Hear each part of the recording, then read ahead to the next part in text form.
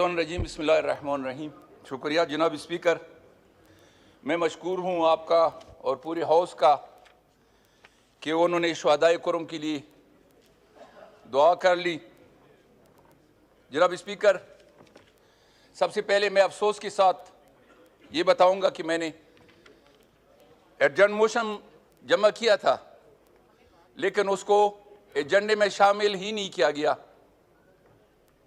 जनाब स्पीकर, आज तक हर सेशन में मैं मिन्नतें करता आ रहा हूं कि खुदारा मेरे हल्के पर रहम करो, मगर हुकूमत खामोश तमाशाई बनी हुई है, जिसकी वजह से हाल ही में सैकड़ों जानें ज़ाया हो गई। हमारे फरियादों पर जवाबन ये कहा जाता है कि सूबाई हुकूमत जिम्मेदार है। मुझे इस हाउस में सूबाई हुकूमत के लिए नहीं भेजा गया। मुझे जो हल्के ने भेजा है, मुझे कौमी असेंबली में भेजा गया है। और ये बड़ी अफसोस की बात है कि लोग सैकड़ों के हिसाब से शहीद हो रहे हैं, और ये पूरी मुल्क की जिम्मेदारी है, सिर्फ सूबाई हुकूमत की जिम्मेदारी नहीं है। पूरी अरसे में हुकूमत तमाशाई बनी हुई है। जंगो जदाल को रोकने के लिए कोई इकदाम नहीं उठाया जा रहा। बच्चे यतीम हो रहे हैं, माएं अपने प्यारों के लिए तरस रही हैं, और साथ साथ कुर्म का वो वाहिद रास्ता, एक ही रोड, जो कि 12 अक्टूबर से बंद है। मैं पहले पिछले सेशन में भी ये फरियाद करता आ रहा हूं कि रोड के लिए खुदारा हुकूमत से इल्तिमास करता रहा हूं कि कुछ कर ले।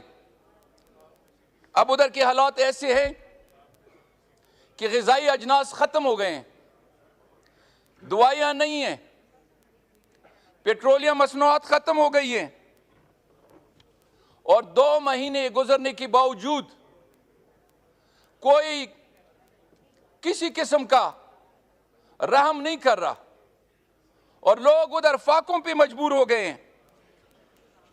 मरीज अस्पतालों में ईड़ियां रगड़ रगड़ कर जाने दे रहे हैं, दवाइयां खत्म हो गई हैं, और साथ हमारी प्यारी हुकूमत जरगों पे जरगे कर रहे हैं। एक एक नहीं, 2-2 जरगे बिठाए जाते हैं।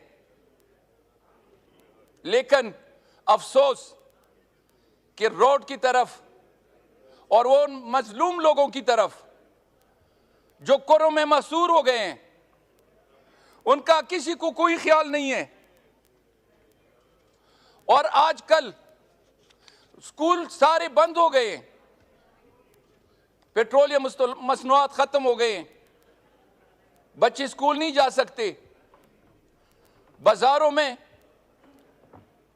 कोई भी ग़िज़ाई अजनास नहीं मिल रहे,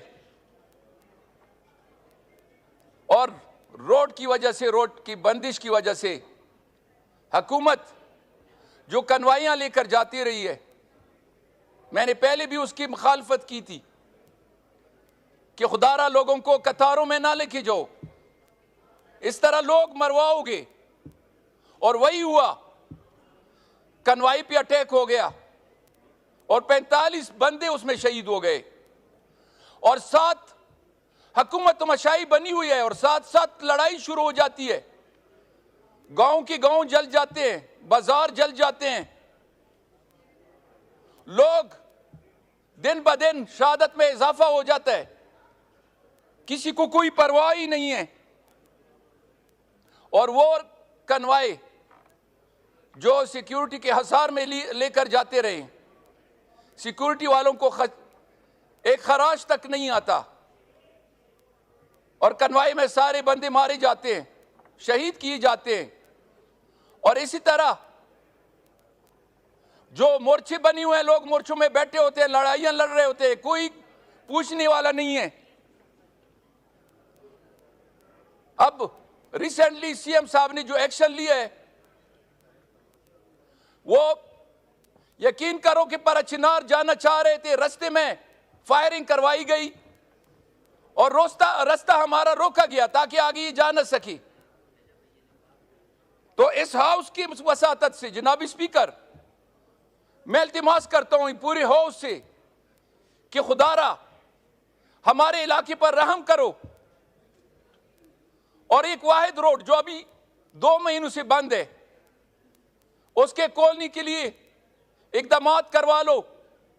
और चूंकि इधर हमारे हुकूमती वज़रा भी बैठे हैं, उनसे मैं इल्तिमास करता हूं, वजीर कानून बैठे हुए हैं, उससे मैं दस्तबस्ता अर्ज करता हूं कि खुदारा लोगों पे रहम करें और फौरन ये ऑर्डर्स इशू कराएं कि रोड फौरन खोल दें और ग़िज़ाई अजनास और दवाइयां पहुंचा दी जाएं।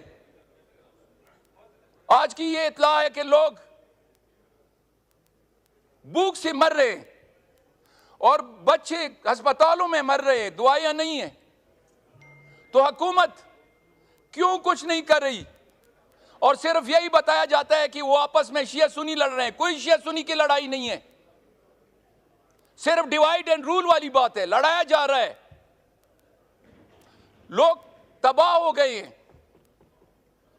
लोगों की रोजी जो दिहाड़ी मार है, दिहाड़ी करके बच्चों के लिए रोजी लाते हैं, वो फाकों पे आ गए हैं।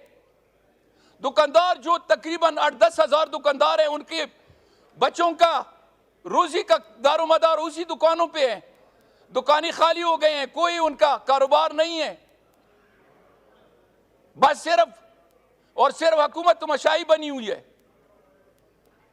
मैं इख्तिदार में बैठे हुए लोगों को एक बार फिर कह देता हूं, इल्तिमास करता हूं कि खुदारा इसी वक्त ऑर्डर्स इशू करवा ले और रोड खुलवा दे ताकि वो गरीब लोग जो भूखों मर रहे हैं, वो भी पाकिस्तान के हिस्सेदार हैं, पाकिस्तान का एक हिस्सा है।